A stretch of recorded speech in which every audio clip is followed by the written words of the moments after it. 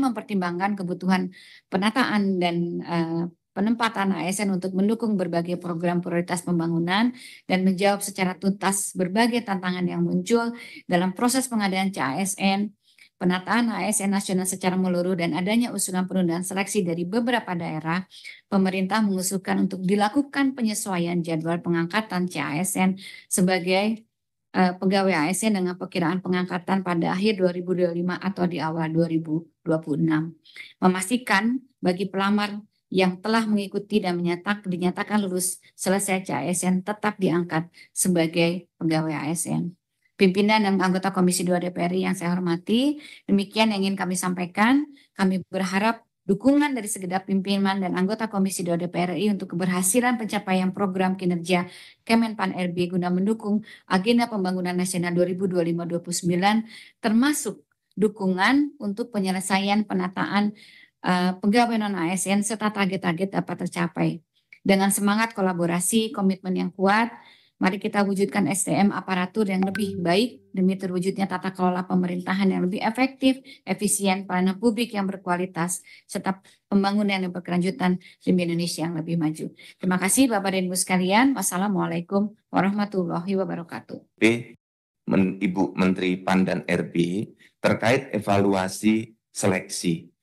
Izinkan kami melaporkan Bapak pimpinan beserta seluruh anggota Komisi 2 dari formasi tadi sudah disampaikan oleh Ibu Menteri. Yang perlu kami sampaikan adalah untuk seleksi CPNS ini berjalan sesuai dengan target dan agenda. Sampai dengan saat ini semua proses di seleksi CPNS tahapannya masih sesuai dengan jadwal. Saat ini proses yang sedang berlangsung adalah penetapan nomor induk CPNS. Dari formasi yang tersedia, Bapak-Bapak perlu kami laporkan, ada 246.390 formasi, dan yang lulus sampai dengan akhir ada 72,69%, atau sejumlah 179.090 pelamar yang lulus sampai dengan tahap akhir. Nah, saat ini proses yang sedang berlangsung adalah terbitnya Pertek BKN. Sudah terbit 481 Pertek sampai dengan tanggal 28 Februari kemarin. Perlu kami laporkan kepada Bapak-Bapak dan Ibu semua di Komisi 2, sampai saat ini ada 15 instansi yang belum menyelenggarakan seleksi, terutama ini di Papua dengan alasan keamanan. Asmat, Mamberamo Raya, Mamberamo Tengah, Lani Jaya, Yalimu, Nduga, Puncak Jaya, Bovendigul, Yapen, Jaya Wijaya, Mapi, Yahukimo, Tolikara, Pegunungan Bintang, dan Provinsi Pegunungan Bintang. Perlu kami laporkan bahwa untuk seleksi CPNS ini, alhamdulillah atas dukungan Bapak Ibu semuanya berjalan lancar sesuai dengan skenario. Kemudian yang kedua, perlu kami laporkan penataan pegawai non-ASN, melanjutkan laporan Ibu Menteri tadi. Kita memang perlu bersama-sama menyelesaikan penataan pegawai non-ASN ini karena memang ini menjadi tugas semua instansi. Untuk mengingatkan kembali kita semua, Bapak dan Ibu, kalau kita melihat dari sisi kewenangan tata kelolanya, diawali penataan ini dari pengangkatan pegawai honorer di instansi pusat dan daerah. Ini awal yang harus kita tata secara keseluruhan. Dari berbagai regulasi, ada pembagian kewenangan, misalnya dari Ibu Menpan, kewenangannya adalah kebijakan penataan dan penetapan formasi. Dari BKN, di kebijakan teknis seleksi, kemudian menyusun ranking CAT, Computer Assisted Test, sampai dengan menerbitkan pertimbangan. Kemudian daerah atau instansi pusat, jadi provinsi, kementerian, lembaga, dan kabupaten kota, itu menyelenggarakan seleksi administrasinya. Jadi kalau ada yang tidak lulus di seleksi administrasi, itu sepenuhnya dilakukan oleh kementerian, lembaga, provinsi, dan kabupaten kota. BKN menyusun ranking sesuai dengan ketersediaan formasi.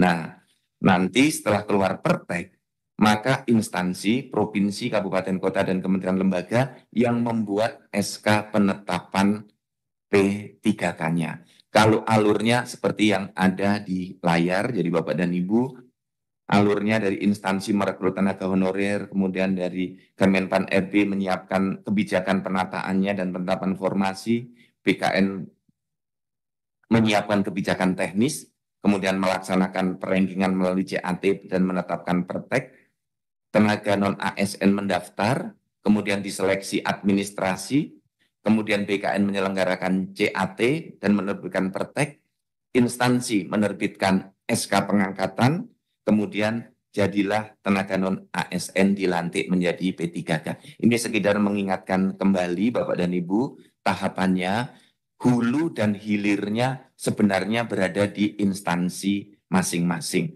Oleh karena itu peran instansi menjadi sangat penting untuk proses penataan pegawai non-ASN ini. Bapak dan Ibu, sebagaimana disampaikan oleh Ibu Menteri PAN tadi bahwa formasi P3K yang bisa dipakai adalah 1.006.153 pada slide yang pada format yang paling atas.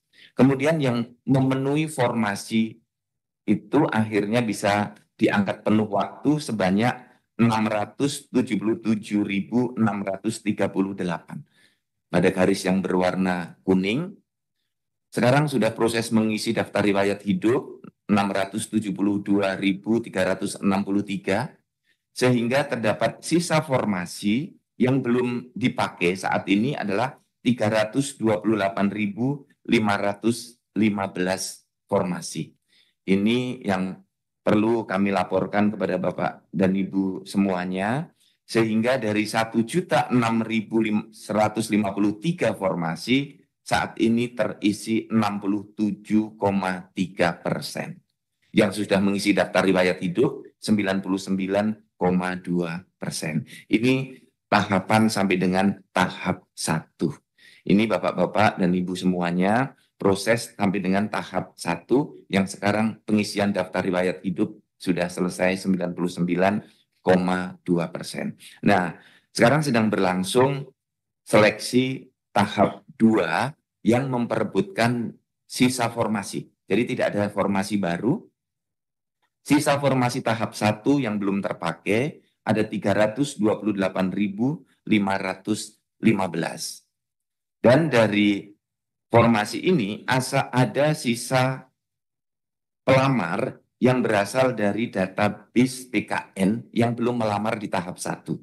Ada 207.463. Ini yang berpotensi mengisi formasi PPK penuh waktu 328.515 ini. Nah, perlu kami laporkan kepada Bapak-bapak dan Ibu semuanya bahwa pelamar sampai tahap 2 ini 1.075.259. Nah, untuk tahap berikutnya nanti adalah tes untuk meranking melalui computer assisted test. Nah, saat ini kami sedang menunggu anggaran dari Kementerian Keuangan. Demikian Bapak-bapak pimpinan beserta seluruh anggota laporan kami. Mohon dukungan untuk pelaksanaan program PKN di 2025 serta untuk penataan pegawai non-ASN